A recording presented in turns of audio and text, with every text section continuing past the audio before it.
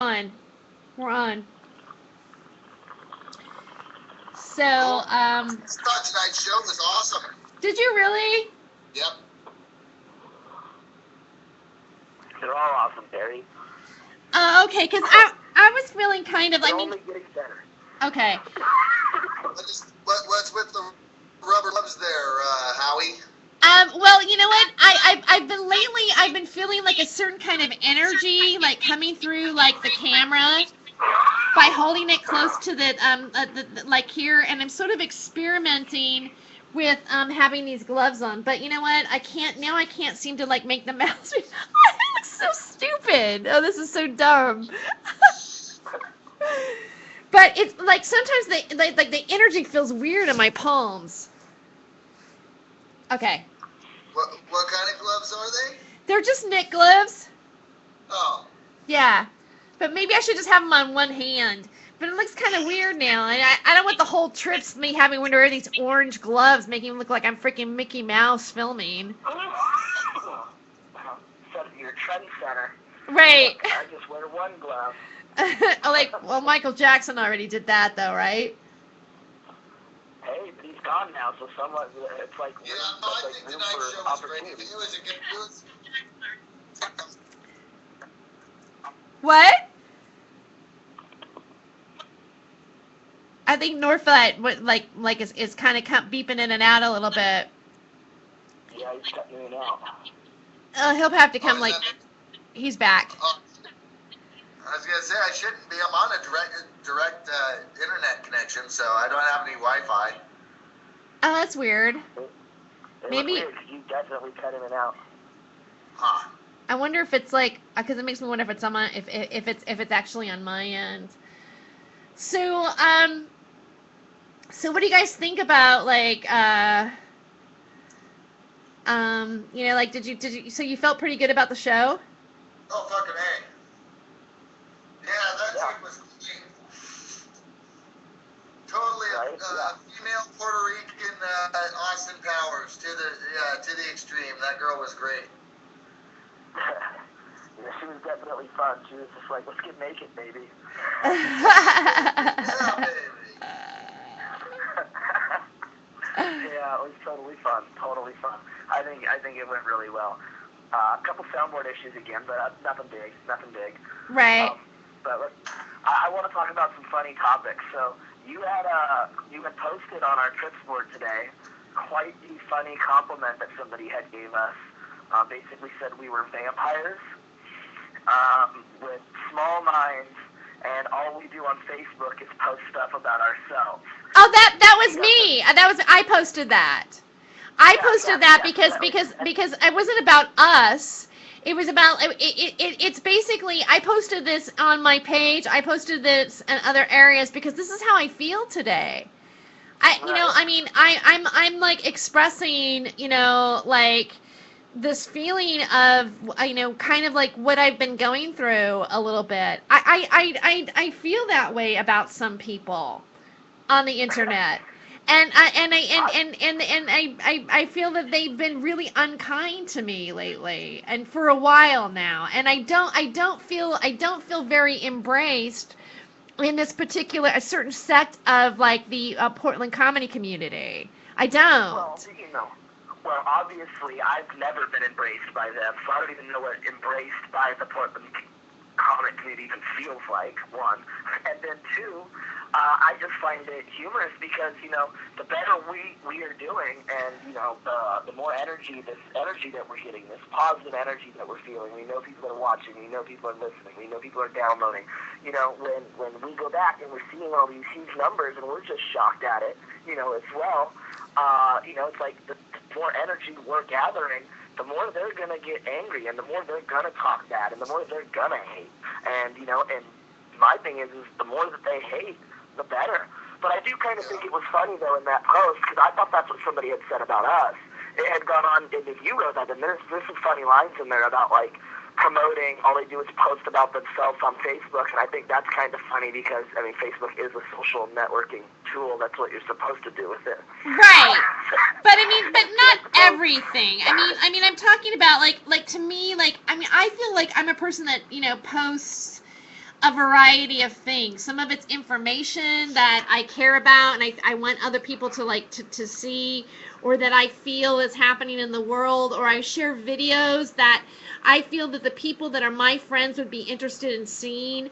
Um, memes. I post memes that I feel that have either a positive meaning, or somehow it struck me that day, or granted, yeah, I'm sharing like also like my thoughts, some of my intimate thoughts, some of my comedic thoughts, that I might, things that happen through my head that I think I might, it's just, it's a way of being connected to people in a variety of different means.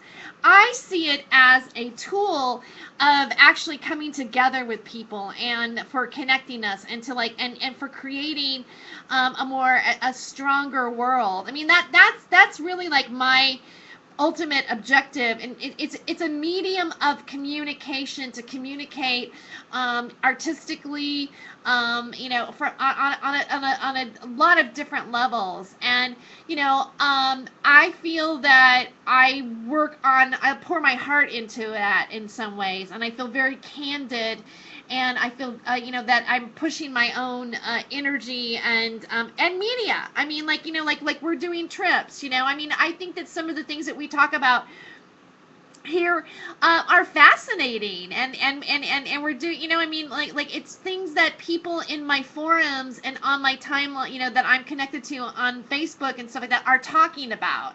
Here, it's things people want to hear. That's what it comes down to. Is a lot of people, they don't get this from the media. Right. You just don't. You don't get it from the mainstream media. And to hear, everyday Joe talk about it, and people that other people can actually relate to, as opposed to the stars of the View or Talk Soup or whatever. I think that it's important for people. People want to hear this kind of stuff. And one of the things that I noticed with Kevin, like when I said like I felt that they're vampires, I actually posted it because I thought it was, I like the way, I like the way, I like the expression of it. Like I like the lines. Like if I almost wanted to like take a quote, or like even chop it down even more. Just the thought of it, like people being vampires, like within their own, functioning on the mediocrity of their own minds, They're psychic vampires. They're and these are comics, and these are people that, I haven't, like, I've been doing stand-up for a long time, and I haven't,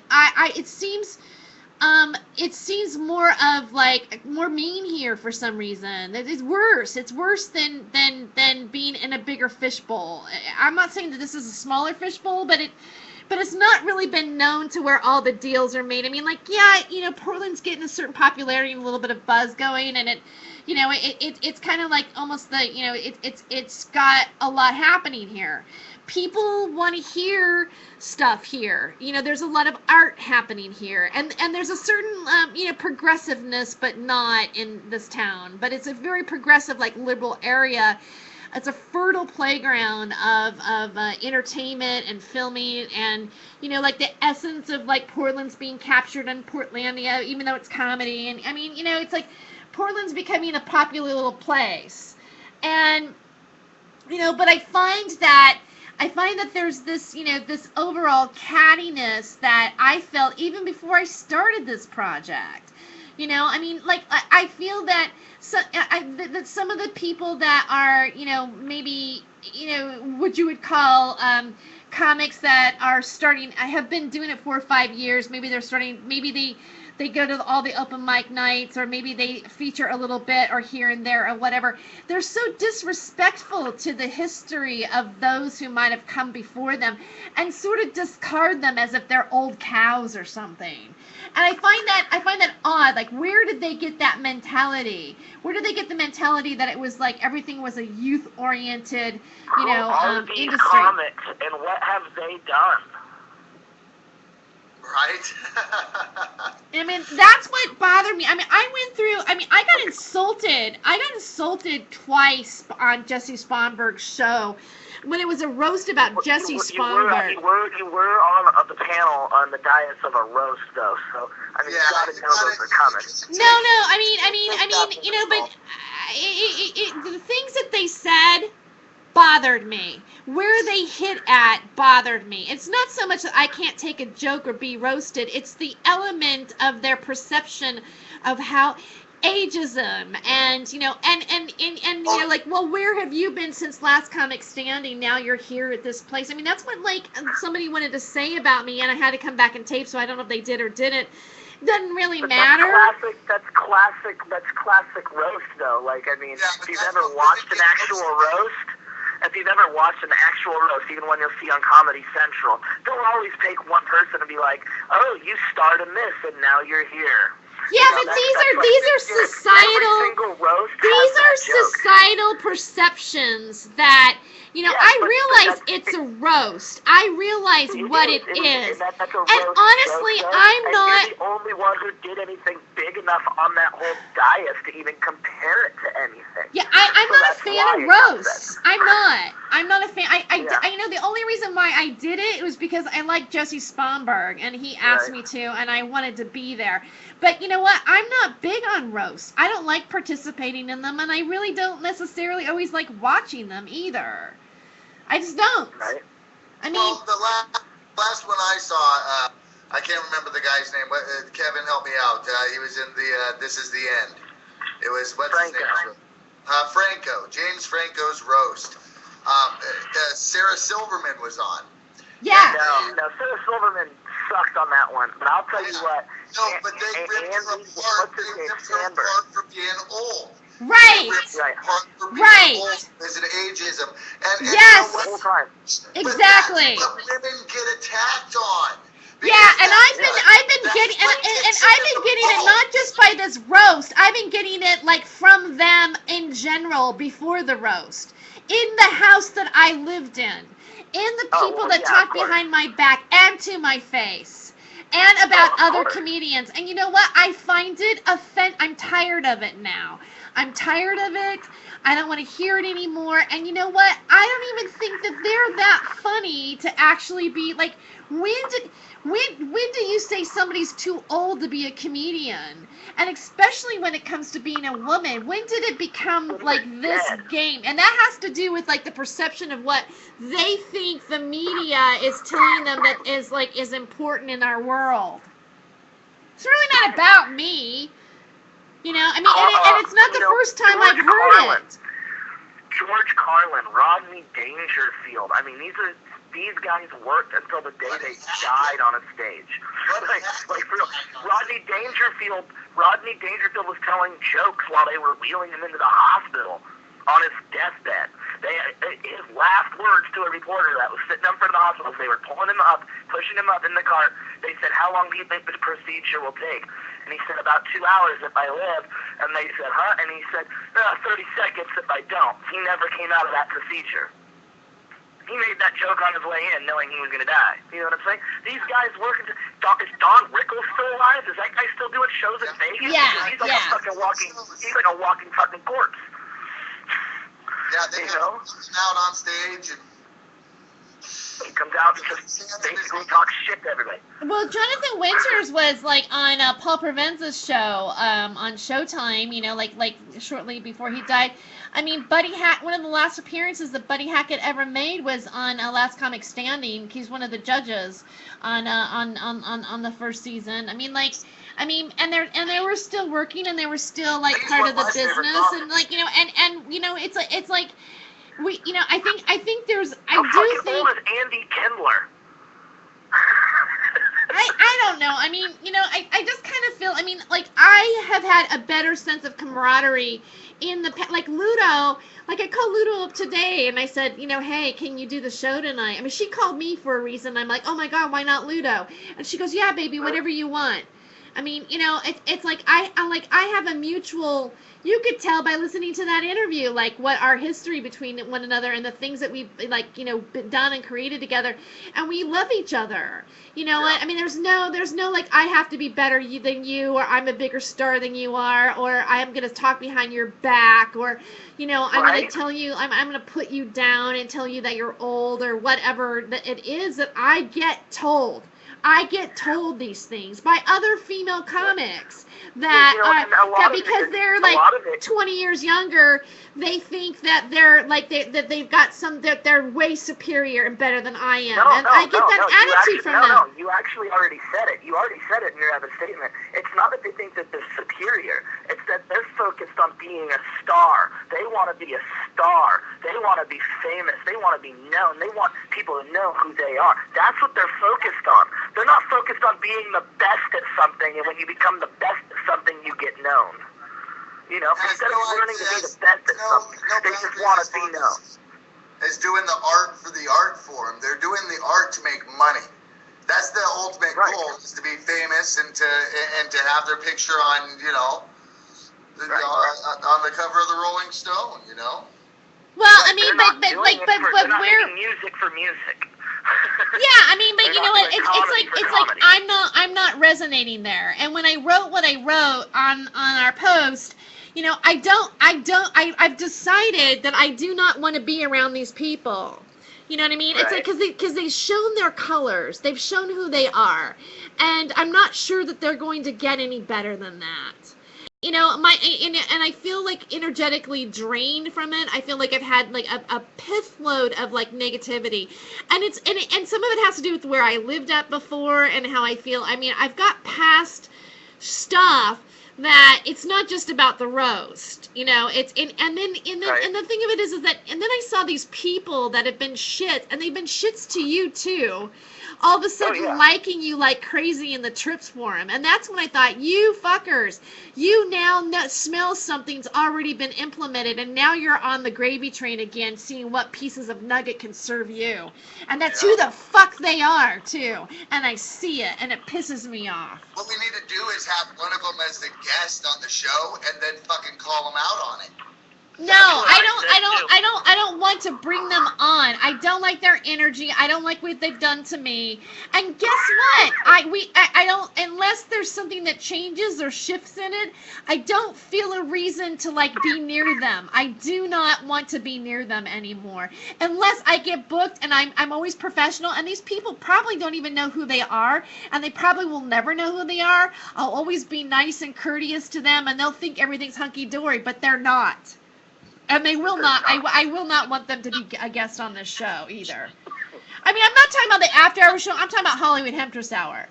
I mean, this is a collaboration, but I know who you're talking about. I mean, I know what you're saying. You know what I'm saying? Right. I know exactly what I mean. I know all the people you're talking about, and and I don't blame you. Like, to be honest, I don't want to work with most of them either. You know what I'm saying? And I don't.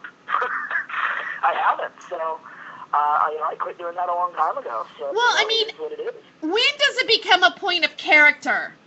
You know what I mean? It's like I mean, like I'm at the point of, it's like, really? I mean, they aren't even like they're other friends of mine and relationships and people that I work with that I think are brilliant.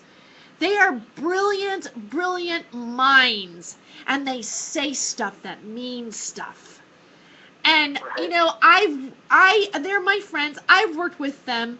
They never mistreat me. They always support me. And they also have allowed me to play in their playground. And they're nice people. And these guys that I have been experiencing, some of them up here, nowhere near are hitting the level of expertise or intelligence that these people have, and they treat other people decent. And I think there's something to be said about that. Right, and you want to know what's really weird? Is it's those people that get talked down the most by this other group of people. Those are the ones that they can't stand because they can't figure it out. And like I said, And it's part of the game, you know. As the more positive energy you receive, you're going to receive more negative energy too. It's the yin and the yang. You can't have up without the down. You can't have white without the black. It's got to balance, okay? So it's going to balance. So, you know, you can spread all the positivity and gain all this positivity, but you have to know at some point you're going to hit that negative point too. You're going to have to take that on, because that's the role. I mean, you can't have one without the other. It doesn't work like that way. Like water off a duck's back, baby. That's what. Yep. You just got to let it roll and know that for all the positive stuff and the good stuff that's going on and that's coming, you're gonna have these bumps and these little triumphs. But there's gonna be just as much people that love you as do hate you. Yep, and they're both gonna make you just as much money. Yeah. Well, I mean, I'm okay with it. It's just like today it hit me really hard, and I'm tired. And, you know, it's like, I feel like I've been like working like really hard, and I've been working hard for a long time. And, you know, I feel that, in my life, when I look at it, you know, yeah, I mean, do I look at myself and I know that what, like the lie that I participated in terms of like what the media represents, you know, like, you know, people love to say, hey, like, what you were there trying to do, you didn't get, can look at you and look how fucking poor you are now, and, you know, what have you been doing? And, you know, what I've been doing is, you know, like, what we're doing right now, it's like I've been led up to being, like, finally I got there's a 5-day-a-week show happening, and I'm working with people that, you know, we're doing this kind of stuff. You know, it's like, what have I been doing is I've been like an activist. Like, I've marched in the streets for freedom. I've not done stand up all the time, because I've been splitting my life into being servitude to people, and then being an artist, or, you know, a creator or an activist around that. What have I been doing, you know, is I've been like, you know, like getting to where I'm at now. And for me, the whole world isn't based on, you know, some sort of fucking reality show that's been socially engineered, you know, to create social engineer in our society, you know, creating it as part of the illusion that actually really that we're so fucked up about in the first place. You know, I mean, it's like the system is sick, all right? The system is sick, and I get frustrated to be persecuted by people who don't get that, and don't like put value in like other things other than the stupidity of that illusion. It fucking pisses me off, and it affected me today, and I'm sorry about it, you know? It's okay, Terry. You know, I would be pissed off if I was in Last Comic Standing too. I mean, when it comes down to it, it's all ego. It's all ego. But you know, it doesn't mean that it doesn't like that it doesn't make you feel like shit. And it fucked with my mind. It fucked with my head. It fucked with how I felt about myself. Even when I told myself that it's not real, that it is just coming from stupid people or stupid thoughts, and they're not really stupid people, and it's just the way it is, and like, don't take this shit personally. So, Terry, but to say that it doesn't, and then you're tired and your body's down and you can't think straight anyways because you're just so, you know, pouring with, you know, like working on stuff, you know, when you feel like you don't have any friends. I mean, like, I'm not where I normally live at. I'm not with my history friends. I'm not with the people that I know that if I needed to be picked up in the middle of the night, they come and get me. You know, I'm with people who like feel like they just like basically stab me in my back most of the time. And to say that it doesn't hurt is to lie. I'm sorry, right. I'm human. Well, yeah, of course. Of course, it does hurt, and, you know, you get to that level, but what you got to also do is you got to change the pattern and the view of the way you look at it so it doesn't affect you. What you do with that is you have to realize that with all this positive energy, you're going to take negative energy, right? So instead of looking at it as negative energy, the best thing to do is take that negative energy and turn it into positive energy. Think of people like Howard Stern, Rush Limbaugh, Glenn Beck. These people for years have been on the radio and done web series shows, right? Live stream shows, and that have tons of viewers. 50% of those viewers just as many hate their people guts. that love them hate them. 50% of their viewers love them. 50% of the viewers hate their guts. They watch them to hate them. They wait for them to say something that they're just like, oh, and then they're like, oh, I'm going to get them for that. They love it. It's a natural human reaction. It's a natural human psychological thing, especially in the entertainment world. That's like when you have wrestling or UFC or any of this stuff. You have good guys and you have bad guys. You have good guys, you have bad guys. Just like in any story you tell, you have an antagonist and a protagonist. You know what I'm saying? It's all on how you perceive it. And you have to know that you can't have one without the other. So if you want to have the positivity, you have to know that there's going to be the negativity, but then the question is, how do you turn the negativity into positivity? And you just know that if you, when you monetize this or you make the change, that the more people who actually hate you, right, or don't like you and who talk shit about you, means the more people that you're going to actually help with your positivity. So embrace it. Yeah, Okay. I agree, Kevin. Completely. I think that the fact that people are hating on you right now is a good thing. I think that you need to turn it into, just like Kevin said, turn it into something positive. Because really, I mean, it is a good thing. It means that people are talking. It means that it means the word is out that we're a bigger thing than. Or a big enough thing for them to worry about, you know? Yeah, I mean, that's my opinion on it. They obviously see you as a threat. So if I'd be fucking, you know, doing my little peacock dance right about now. I mean, because really, if they've got enough time and energy to fucking put towards you, little old you know, that's something, that's big. That's something too. You should look at. Why are these people spending their time complaining about you? I mean, that should say something right there. They're wasting their energy and their time focusing on you, whether it be negative or positive. They're focusing it on you. You've already got their attention. You're already taking their energy and time. No publicity is bad publicity, Terry. Yeah, no publicity is bad publicity. right. True. And if So eat it up. Let them I talk. love me some haters.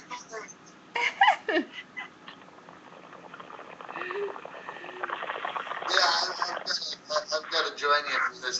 I swear to God, this is horrid, but it does the job, I guess. Are you? I would make a shout out to my charity tonight. I was gonna, say, there's a man in need named North Black. He has horrible pot right now, and if anybody wants to donate to the North Platte Shitty Weed Society, I've got a number and an address. You guys can I'll even open up a PayPal account and I'm starting to look like a little baby Ethiopian. And I don't know if that's because of the pot or not, but I'm sure it'll help. It cures everything, right? So... It's like, we should. I wish we would have done that because that would have been funny. I know. For just 2 nugs a day, you could save North Blatt's life. Just two nugs a day will keep me on the air.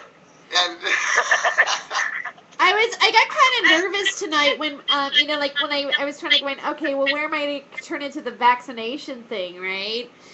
And right. And so when I first went into it, I felt like, oh wow, maybe it's too harsh, and then the show spiked into a real. I liked where it went to, but I'm kind of nervous about them. I'm like, well, are people are they because I don't know. What do you feel about that? I feel there's an awkwardness in going into that kind of subject matter. You know what I mean? Is that my sense or what? No, I felt it kind of, but I thought I tried to level it out by coming in there and making a black joke. which Luda laughed, so I was like, thank God, because she thought it was funny. I'm not sure how many people got it, but, you know. Right. I put it out there. I was like, because they're black. I actually said because they're black. I said, you never know because they're black. It could go this way or that way, but you never know because they're black. I can't help but actually like put those kind of subject matters into the show because I think they're connected. And you know, like I can't help but like talk what I observe in my life. And so when I observed that billboard and I took a picture of it and I posted it in Trips and I posted it in my forums, a lot of people liked it and they also made comments on it. It's stuck in people's brains. Right. Yeah, well, most definitely. I mean, they were trying to basically bribe you into getting injected with whatever they want to inject you with. Right. Who knows what's really in that crap? Right. And, you know, but I think that some people, they're like, oh, I don't want to really want to talk about that because, like, the other side of it has their own propaganda for it. You know what I mean? Like, you watch their commercials, or I've seen things on YouTube where they have a guy in a tinfoil hat and talking about how, like, I have vaccinations, and, like, all of, like, the buzzwords that you see that, you know, I think are actually really real. It wasn't, like, I didn't look outward and look at a video or read information about negative things about vaccinations. I instinctively noticed when I was traveling that one time, you know, like a few years ago, I think maybe it was like even 2010 or maybe even 2009, I was working in Salt Lake City, not Salt Lake, but, you know, the ski resort, Sundance. And we flew, I think, we might have flown into Salt Lake or we flew into somewhere close to there and then had to take a shuttle into it. And, you know, on the flight, there was, like, you know, all these signs to get your flu shot there. And I was like, when was it that we got flu shots at the airport? I don't remember this. And I kept seeing more and more of it. And I kept watching advertising. I kept watching, you know, like, Rite Aid, you know, get $2 off of, you know, on Rite Aid with your flu shot, or $2 or whatever for having a flu shot. There's always this, like, this deal, like, place to put it. That's a genius place to put it. That's a genius place to put it. Think about the amount of people that go by there on a daily basis. Different people, constantly. It's 20,000 to 100,000 people per day walking by your flu shot. It's a great, I mean, that's better marketing. You can't find marketing like that. You can't buy it. You have to be the government and force it. Right. I mean, you have, and you figure at the airport too, people going into different countries or whatever, and they're like, oh, I'm going to Minnesota. Maybe I bet it's flu season. Maybe I better get a shot right now. And they end up, you know, you're in a cabin. The air's, like, you know, not circulating very good. You always feel like shit when you're on the plane anyways. You think you're kind of contaminated. I mean, I don't want to be, like, totally, like, paranoid, but, I mean, think about it. And then that person's going into, like, another country or whatever, or state or whatever, and, you know, I mean, I don't know. I mean, it just seems, I always go, why is this being marketed this way? And why is it in my space? And why are you giving me a deal to get it? And the other aspects of our healthcare, you have to pay out of your ass to get, a medication to cure you for, like, major things, cost you forever. But to get a flu shot, it's like, you know, down to, like, you know, a 2-for-1 deal. Right, but as soon as you get the flu, for the antibiotics you need to get it from the pharmacy, It's going to cost you like $150. So guaranteed that's happening whether you get that shot. If you're not, I think if you get the shot, you have a better chance of that happening. You're like, oh, well, I got the flu this year. I got the shot, but it must not have worked. Dirt to dirt. So I started Googling things like vaccinations and, you know, flu shots and stuff like that to see if my theory was correct. Population control. Right, so then I found this out, and I'm like, oh, shit, you know what I mean? It's like my instincts of what I'm seeing. You can always take a clue on how things are being marketed to you to see what might actually, like, be, like, presented in front of you as to, like, what might be or not be. I mean, what about part of Agenda 21. Right. It's exactly what it is. I mean, so in the same year, and I know North Platte knows this, Bill Gates was voted like the most evil man on the planet because he was funding all of these Red Cross and Red programs that were going over to like Africa and South America and vaccinating people for diseases that they don't have. So what were we giving them? And it basically was killing people off and deforming them, I mean, like, by the millions. But it was a non-profit, and it was being ran in the United States, and people were donating money, and it ran commercials. And Bill Gates, Melinda Gates, and Bono.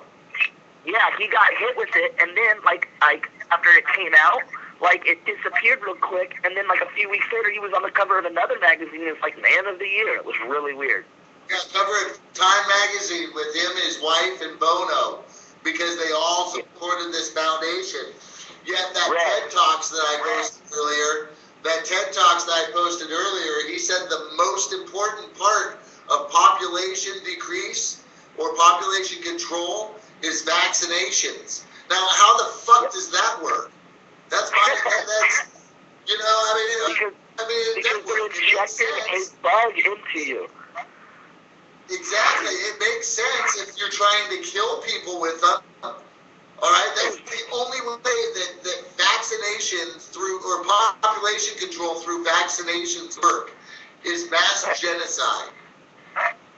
Yeah, I mean, I haven't taken one. I did take a tetanus shot recently, and I because I got I got that attacked by the kitty, and they came in my eye, and so so they go like, well, here you have to either you take this shot or you die, is what the nurse told me. And she goes, and here's some stuff for the side effects, you want to read about it. And my friend that went there with me goes, and she was irritated that you were actually like reading the side effects and like blah blah blah blah blah, and because you have to sign it, you have to sign a piece of paper saying that you authorize it to be given to you, with whatever side effects that they might have, and so or prove the with being done.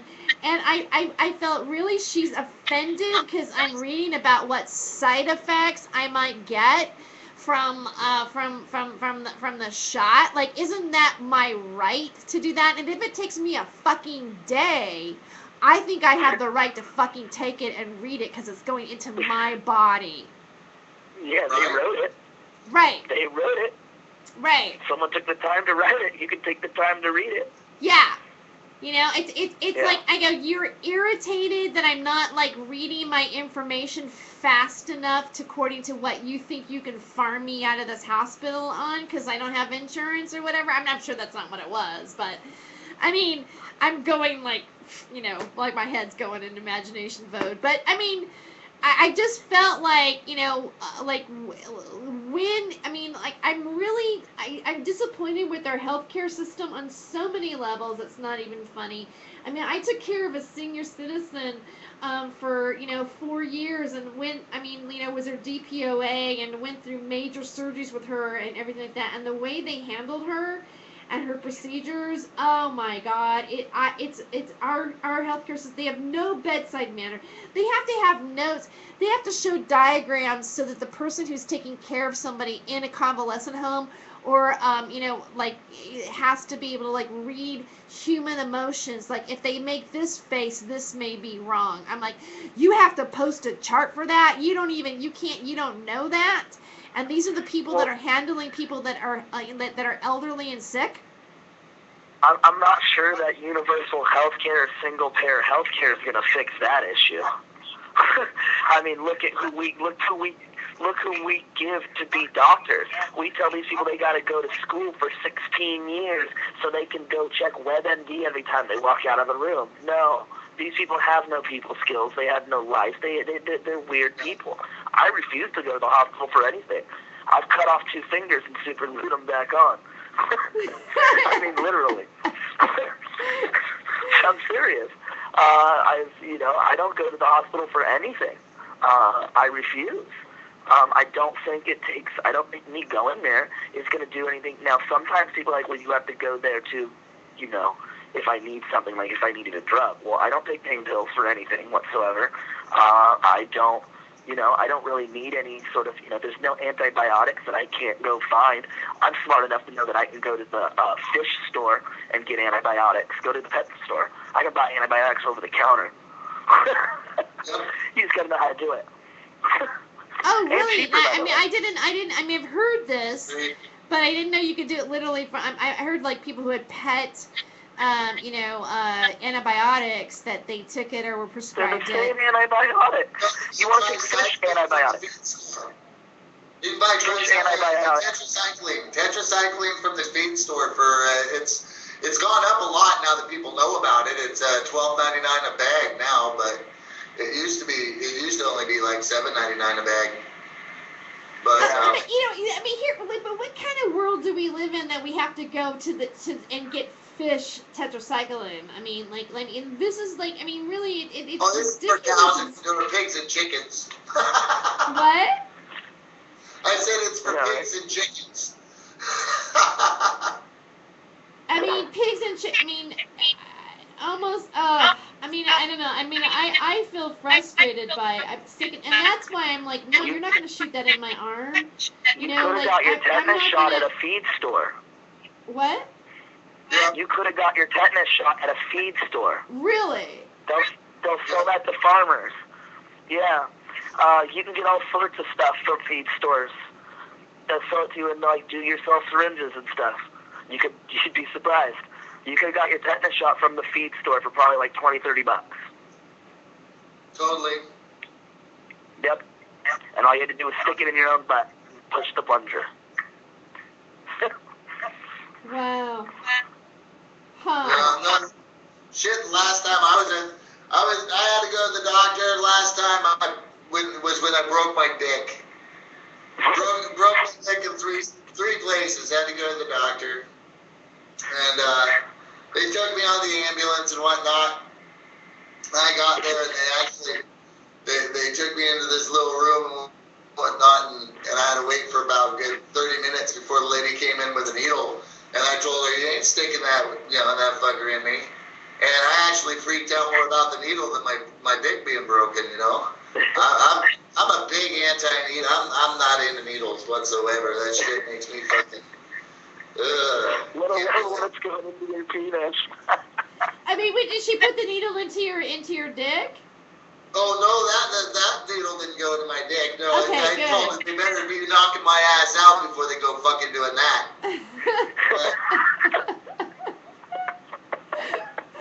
No, it was great. My dick was about the size of a football for fucking, 2.5 months.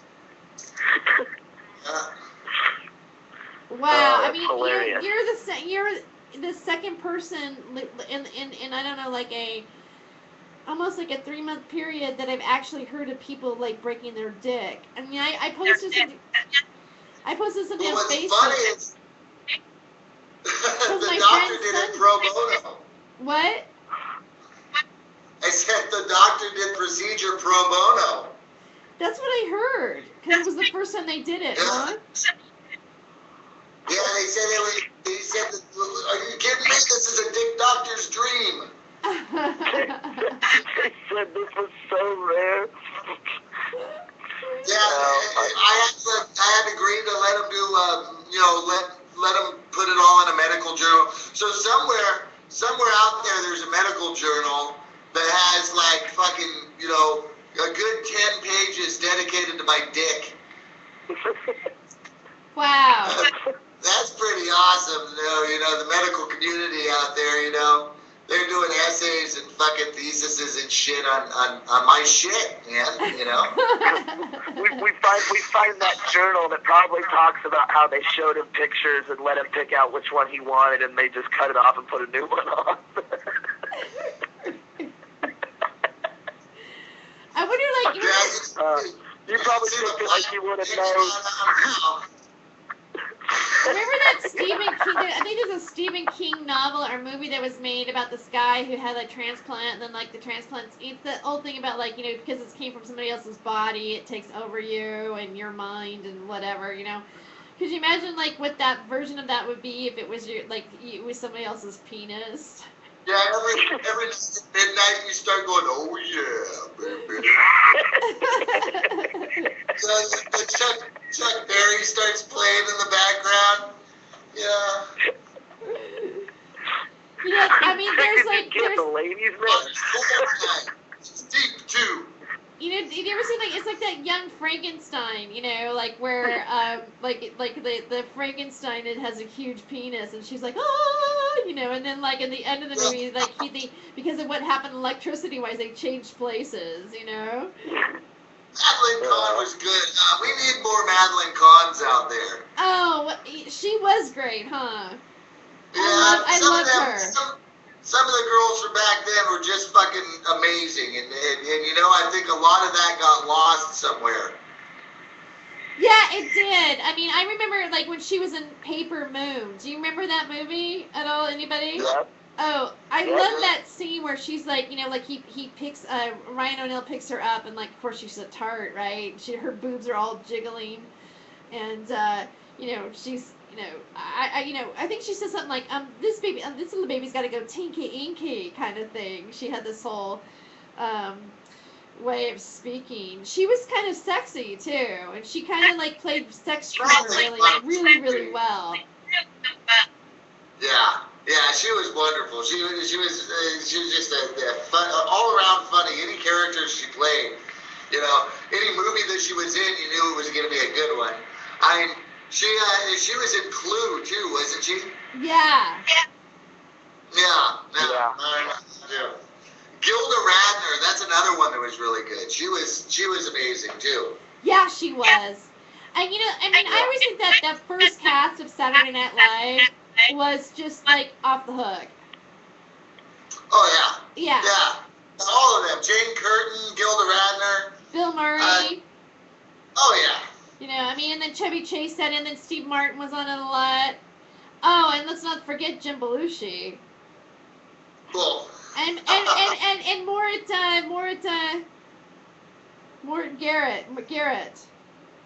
Garrett Morris. Garrett Morris, Dan Aykroyd. I mean, these guys. I mean, Eddie Murphy. Back when Eddie Murphy was Eddie Murphy. Oh yeah, he was great. Gumby. Yeah. Yeah. Oh my God. He was. Love Eddie Murphy. Old Eddie Murphy. Do you remember New Eddie. Remember that Eddie's just one? weak. The one where he did like the whole I lost the whole thing. You lost your ice cream, like the ice cream, like I think it's like one of his first like stand-up sets. Yeah. Those are Delirious. Yeah, that was great. Oh, it was your great. mom's on welfare. Mommy's on the welfare. You can't have no ice cream. Yeah. Oh. Or the dog do on the stick. She's never I around want to with go a to McDonald's to have a cheeseburger. You ever have one of those homemade burgers your mom makes you, and you just say, I want to have McDonald's, and she says, it's just as good as McDonald's. I don't want no meat between two white pieces of bread. just as good as McDonald's. Shut up, sit down and eat this. I want McDonald's. He was doing that joke like back in the 80s. It's still funny because little kids still do that shit. Yeah, my daughter just last week did that. I put her fucking hamburger on bread. What? Yeah. Where's my bun? Yeah, where's my bun? Yeah. Exactly. Classic. Yeah. Yeah, it is classic. Anyways, it's about that time. Yeah, I'm feeling it. I'm feeling tired. Me too. Yeah. So I'll upload this and stuff to and get it to our spot. Yes, most definitely. Hey Kevin, what the fuck is that picture? Is that a meth fucking cook that you got for your picture? Which one? I don't know, the one that looks like a meth cook. It's that one that's on your profile right now, where you're wearing a gas mask. No, man, that's like this gas mask guy. sitting down in like it's like an apocalyptic world, and he's sitting there having tea with a little bunny rabbit. Oh, it looks like a puffin. Looks like he's having tea with a puffin.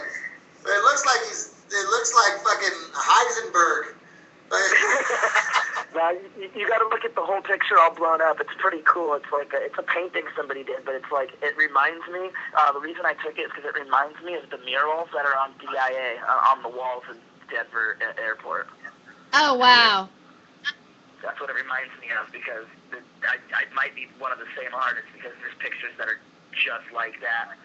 That like it's just weird. It tells the story of what's going to happen in America on the walls inside Denver's airport. It pretty much says that they're going to like pretty much shoot people and put us in camps. Which is why I think that they want all the information, all the knowledge, all the metadata, so they can easily round us up. Oh, wow. You know what you're doing and when you're doing it. What they're going to do is they're going to store as much DNA information as possible, wipe out the world, and start anew. With Yep. whatever DNA they have, they can clone whatever race or whatever genome they want. Diabolical. Oh, wow. Okay. The Denver airport are a fucking shit. All right, I'm gonna. You've been through DIA, right, Terry? Yeah, I have, and I've seen that painting, and it is pretty disturbing. It's not just a painting; it's the whole. If you go around The whole mural. building, like, and see the Yeah. different murals. They're everywhere. They're like they show like kids and people and cops like lined up with people shooting at them, and the next, like if you walk a little further, you see a mural next to a bunch of coffins and like lined up. It's just so weird. It Weird. is weird. It is definitely like, I mean, Why it's would you put that in an airport? I don't know. I mean, it's obviously telling a story, but you know what? I keep saying to myself, because of the fact that we're doing this right now and like people are talking about this, that that just because they made a mural out of something doesn't mean that they're going to get away with it. Right. Well, Right. I don't blame. Yeah, well, nobody wants them to get away with it. I mean, that's why we're trying to educate them. I just like that picture because it looks like one of those guys, like the bad guys, you know what I'm saying, in the murals, the ones that are shooting everybody down. It looks like one of those guys, but it looks like he stopped to take a break to have tea time with a stuffed animal. But it's like all post-apocalyptic. It's a pretty cool painting. It's actually a watercolor painting. It's pretty dope. Wow. One of the artists did. It's Yeah. very cool. You guys, I'm so tired. Are you guys ready to hit it? Yeah. All right. We can go on tonight. We'll continue this discussion tomorrow, I'm sure. Yeah. Thank you for doing Hollywood Hemptress Hour tonight. I'm sure You guys were great. I wouldn't be able to do it. I mean, I feel safe when you guys show up. You know what I mean? So. Because at some point somebody will pick it up. Like. Right. Somebody will pick it up. One of us will pick it up somewhere. Right. Yeah. So anyway, good night, you guys. Good night, Terry. All right, good night, Later, Al. Justice. Okay. Later. Later.